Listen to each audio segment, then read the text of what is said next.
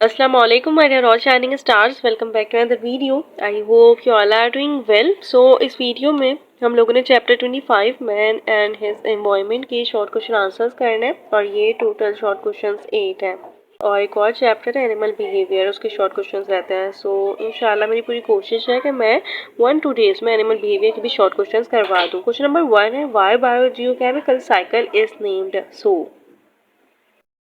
Biogeochemical cycle इसलिए कहते हैं क्योंकि इसमें wide range of biological, geological and chemical activities involve होती हैं जो कंट्रीब्यूट कर रही होती हैं to balance and sustainability of ecosystem. So that's why इसको कहते हैं biogeochemical cycle, the movement and the exchange of elements and essential compounds required for life between organisms. So that's why the environment, reservoirs of water and the earth's crust are known as biogeochemical cycle.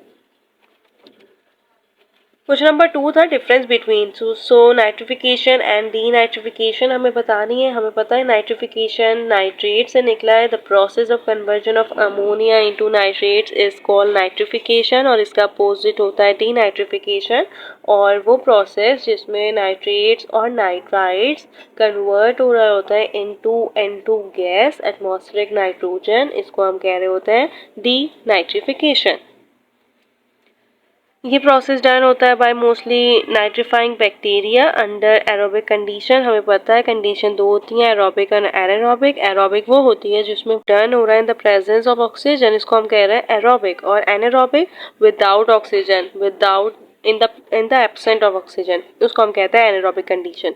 So that's Y यहाँ पे है कि ये done होता है by the help of denitrifying bacteria under anaerobic condition. इनको इनके process के लिए ऑक्सीजन की नीड नहीं होती। सो इंटेस्टाइन वगैरह में जो डीनाइट्रिफिकेशन हो रही होती है वो होती है with the help of denitrifying bacteria. अच्छा, अब इस प्रोसेस का हम हमेशा कोई भी चीज़ पढ़ रहे होते हैं तो हम ये सोचते हैं कि इसका आखिर फ़ायदा क्या है, ये क्यों हो रही है, इसकी इम्पोर्टेंस क्या है। तो ये जो नाइट्रिफिकेशन है इसकी इम्पोर्टेंस ये है कि ये कन्वर्ट करता है अमोनिया को इनटू नाइट्रेट्स, नाइट्राइट्स।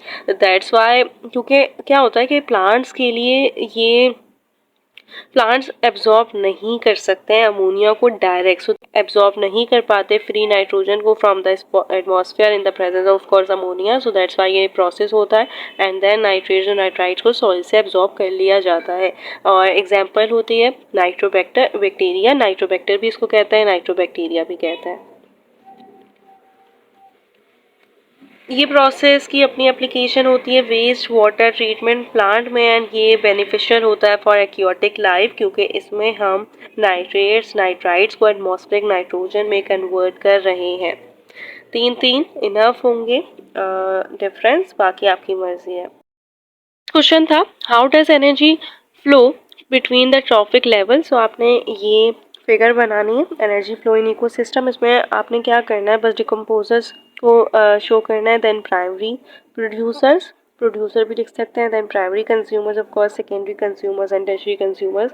और यहाँ पे बहुत अच्छी एग्जांपल वगैरह भी दी हुई है, सो आप वो भी लिख सकते हैं, बट आपने ऐसे ही ये ड्रॉ करना है फिगर, ठीक है। ट्रॉपिक लेवल्स जो स्प्लिट होते हैं by who eats who system. Question है what are the major producers in terrestrial ecosystem. So terrestrial ecosystem में कुछ मेजर प्रोड्यूसर्स इन्वॉल्व होते हैं और वो कौन कौन से हैं, वो है plants such as grass, shrubs, trees, herbs. ये सब क्या है, ये प्लांट्स हैं। तो ये सनलाइट को यूज़ करके फोटोसिंथेसिस हो रही होती है, प्रिपेयर करते हैं अपना फूड, इसको हम कहते हैं photosynthesis. In the presence of light food prepare हो रहा होता है। सो ये प्लांट्स हैं जो फाउंडेशन है फूड चेन के और प्रोड्यूसर्स हैं energy of other organisms in ecosystem.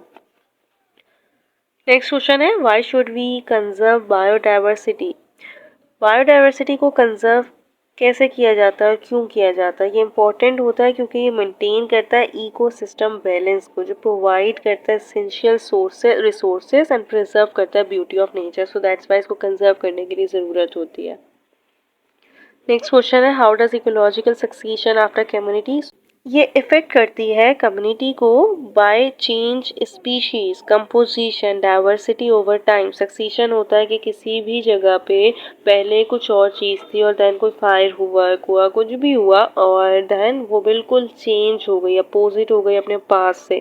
तो ये हेल्प करता है फॉर्मेशन ऑफ सॉइल को and allow new plant species to colonise the areas. ये प्रोसेस प्ले करता है vital role in shaping and the transforming communities. Next question है what are the causes of ozone layer depletion. So ozone layer आपको पता होगा कि जो harmful ultraviolet radiations होती है ये फिल्टर आउट होती है by the layer of earth, वो होती है ओजोन जो एक्ट करती है as a protective coat for life on earth. अब इसकी डिप्लीशन कैसे होती है? हमारे पास एक CFC होता है, इसको हम कहते हैं क्लोरोफ्लोरोकार्बन। ये वाइडली यूज होता है हमारे रेफ्रिजरेटर में और इंडस्ट्रियल फोमिंग एजेंट्स में। ये क्या करता है क्लोरोफ्लोरोकार्बन, ये कन्वर्ट हो जाता है क्लोरीन में, फ्लोरीन में और अदर, यहाँ पे लिखा हुआ भी होगा क्लोरीन फ्लोरीन एंड कार्बन में। एंड देन क्या होता है, ये जो कन्वर्जन है, ये जो इनर्ट गैसेज हैं जो रिलीज कर रही हैं क्लोरीन फ्लोरीन एटम्स को, ये अंडर द इन्फ्लुएंस होती है ultra violent radiations.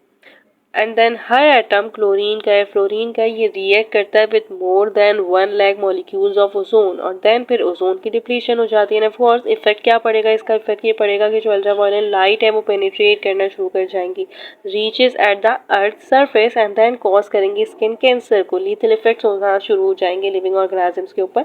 So that's Y ये इसके कॉजेस होते हैं और इफेक्ट्स भी यही होते हैं। यहाँ पे यही लिखा हुआ है कि ये क्लींजर्स होता है इलेक्ट्रॉनिक सेक्टर्स में, कूलेंट्स लाइक रेफ्रिजरेटर में यूज़ होता है, एयर कंडीशनर में यूज़ होता है और फोमिंग एजेंट्स में यूज़ होता है।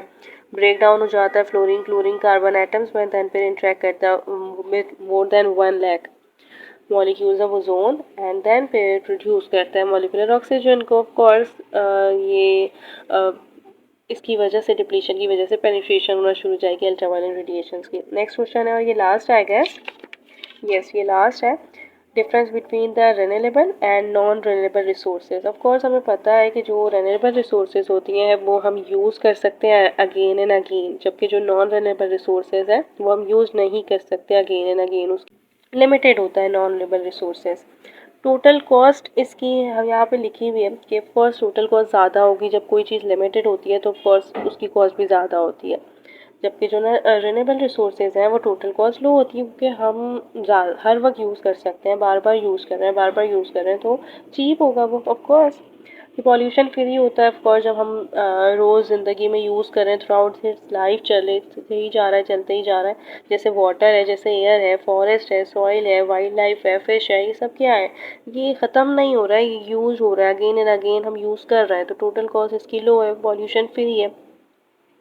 जबकि जो नॉन रिन्यूएबल रिसोर्सेज है उसकी कॉस्ट ज़्यादा होती है और इसमें एग्जांपल आ जाती है जैसे कोयला वगैरह है जो ख़त्म हो रहा है, मेटल्स हैं, नेचुरल गैसेस हैं। सो ये सब होती हैं non renewable resource. So that's it, I guess आपको ये समझ आ गए होंगे शॉर्ट क्वेश्चंस। इंशाल्लाह मेरी पूरी कोशिश है कि मैं सारे चैप्टर्स के लॉन्ग शॉर्ट करवा के आपको लेक्चर्स पे ले आऊँ। हमने 2-3 लेक्चर्स के तो 2-3 चैप्टर्स के तो लेक्चर्स कवर कर लिए हैं, बट इंशाल्लाह जो रिमेनिंग चैप्टर्स हैं उनके भी जल्दी लेक्चर्स कर लेंगे। सो नेक्स्ट वीडियो तक के लिए अल्लाह हाफिज़, all the best to all of you. बस पढ़ाई पे तवज्जो दें, इंशाल्लाह बहुत अच्छे ग्रेड्स आएंगे और जिनकी कोई सप्ली वगैरह ये कम मार्क्स आए इट्स ओके, बस अब सेकेंड ईयर पे मेहनत करें, MD कैट पे मेहनत करें, hard work definitely page of.